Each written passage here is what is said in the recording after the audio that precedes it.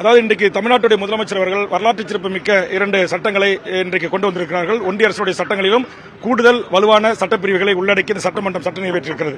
அந்த சட்டம் தமிழ்நாட்டில் தொடர்ந்து பெண்களை பாலியல் ரீதியாக துன்புறுத்தப்படும் பெண்கள் என்றாலே ஒரு போகப் பொருளாக, ஒரு பாலியலுக்கு பயன்படுத்தக்கூடிய ஒரு பொருளாக பார்க்கின்ற இந்த பார்வையிலிருந்து இந்த ஆண் சமூகம் மாற வேண்டும் என்கிற அடிப்படையிலும் அவர்கள் திருத்தப்பட வேண்டும் என்பதற்காக கடுமையான சட்டங்களை இன்றைக்கு தமிழக சட்டப்பேரவை நிறைவேற்றியிருக்கிறது. அந்த வகையில் இந்த தொடர்ச்சியாக திரும்ப பாலியல் குற்றங்களில் ஈடுபடுகின்ற காம கொடூரர்களுக்கு தூக்கு தண்டனை வரையிலும், தொடர்ச்சியாக அதுபோன்ற செயல்களில் ஈடுபடுகின்ற நடவடிக்கையாளர்களுக்கு ஆயுள் முழுவதும் சாகின்ற வரையில் சிறையும், 10 ஆண்டுகள் 14 ஆண்டு ஆயுள் சிறையும் என்கிற சட்ட திருத்தம் நான் வரவேற்கிறேன். இந்த சட்ட திருத்தத்தை நிறைவேற்ற வேண்டும் என்றுதான் நான் தொடர்ந்து இதற்காக குரல் கொடுத்தேன். இதற்காக நான் தொடர்ந்து சட்டப்பேரவையில் குரல் கொடுத்தேன், பத்திரிகையாளர்களோடாக குரல் கொடுத்தேன், பல்வேறு தொலைக்காட்சியில் இந்த கருத்தை ஆணித்தரமாக வச்சேன். முதலமைச்சரை சந்தித்து மனு அளித்திருக்கிறேன். டிஜிபி அவர்களை சந்தித்து இந்த சட்ட கூட்டத்தொடரிலே சட்டம் இயற்ற வேண்டும் என்றேன். ஆக இந்த கோரிக்கை இன்றைக்கு மாண்புமிகு முதலமைச்சர் அவர்கள் நிறைவேற்றி தந்திருக்கிறார். அதற்காக என்னுடைய நெஞ்சார்ந்த நன்றி. ஆனால் இதை நடைமுறைப்படுத்த வேண்டிய காவலர்கள் பணியிடத்தை நிரப்ப வேண்டும். தேர்வு செய்யப்பட்டு காத்திருக்கிற 650க்கும் மேற்பட்ட உதவி ஆய்வாளர்களுக்கு உடனடியாக பணி வழங்க வேண்டும்.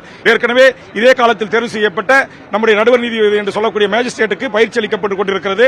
வழக்கு தொடுத்தவர்களுக்கு மட்டும் ஒதுக்கிவிட்டு, அதே மாதிரி இதிலும் ஒரு சிலர் வழக்கு தொடுத்திருக்கிறார்கள், அவர்களை நீக்கிவிட்டு மீதம் 650 பேருக்கும் உடனடியாக பணி வழங்க வேண்டும் என்று சொன்னேன். அந்த கோரிக்கை முதலமைச்சர் அவர்கள் ஏற்றுக்கொண்டிருக்கிறார்கள். முதலமைச்சருடைய முதன்மைச் செயலாளர் அவர்களும் ஏற்றுக்கொண்டிருக்கிறார்கள். காவல்துறை உயர் அதிகாரிகளையும் சந்தித்து முறையிட்டிருக்கிறேன். உடனடியாக நடைமுறைக்கு கொண்டு வரும் என்று சொல்லியிருக்கிறார்கள். ஆக ஒரு சட்டத்தை நடைமுறைப்படுத்துவதற்கான மேன் பவர் வேண்டும், அதையும் இப்போது செய்து தருகிறேன் என்று சொல்லியிருக்கிறார். அதேபோன்று என் தொகுதியில் ஒரு தடுப்பணை கட்ட வேண்டும், அதுபோன்று தடுப்பு சுவர்கள் எழுப்ப வேண்டும் என்று சொன்னேன்.